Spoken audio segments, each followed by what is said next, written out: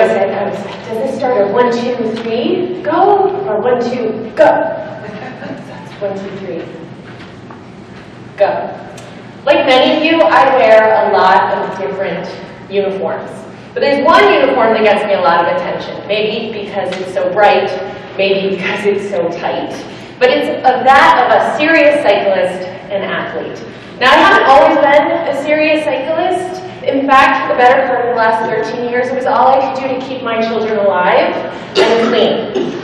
But as I have found more space for myself, as my kids can now wipe their own tushies, I've been able to spend some more time on myself and on my bicycle. And as I've done that, I've learned some lessons with each mile logged. The first is about taking on challenges. And I can tell you when Chris invited me to do this, I said, no, I don't want to do that at all. But then I reflected back on the challenges I've accepted as a cyclist, starting with my first triathlon 4 years ago, and most recently when I was in Vermont, and my husband and I climbed over 4,600 vertical feet on our bikes. And I realized that with each challenge that I have accepted, I have learned something about myself, and I have pushed my boundaries. One of the things I've learned is that taking on challenges doesn't mean I have to do it like anybody else.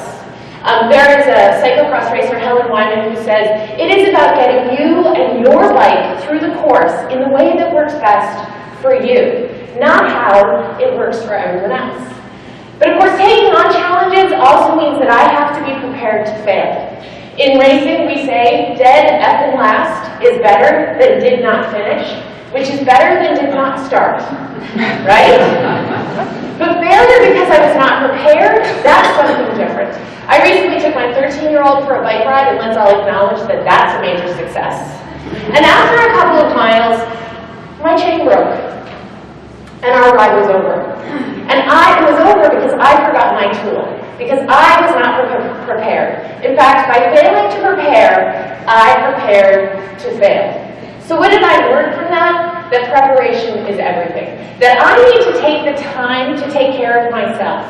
That I need to take the time to train and to exercise, even when I am just overwhelmed with guilt about my kids, about my work. I've also learned that I need to prepare by knowing more about my bike. That I can't depend on my husband, who, by the way, is a professional bike mechanic, to take care of my bicycle. I need to bring my tool, know how my bike works, and know how to fix a flat. Because if there's going to be failure, it's going to be because I failed, not because I wasn't prepared. I also have learned that I need to ignore the subtle naysayers. This is my husband, who I asked one day, I'm thinking of riding 100K. And he said, that's really far. That's a great way to inspire me. So I realized that I need to find my group. I need to find my girls, who when I say, I'm thinking of riding 100K, say, hell yes, let's do it. And you know what? We'll push you the rest of the way if you start to flag. It also means stepping up and saying, I can be part of a team. I was recently accepted as an athlete for Betty Designs. I am a teammate with Ironmen and half Ironmen, and it would be easy to feel overwhelmed by that. But instead, I've accepted my place, in part by accepting my labels.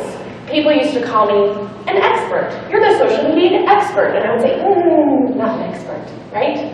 But I had to accept that I was an athlete, an expert, a role model. As a mom, we would like to be the role models for our children. But we forget that we're role models for other people too. And I'm reminded of that when I was sent this quote from one of my friends who said, we see your big choices and we choose to do better.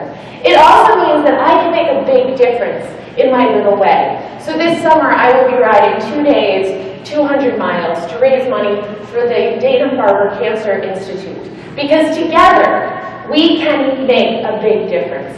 I finally learned that it's never too late. I started riding 4 years ago.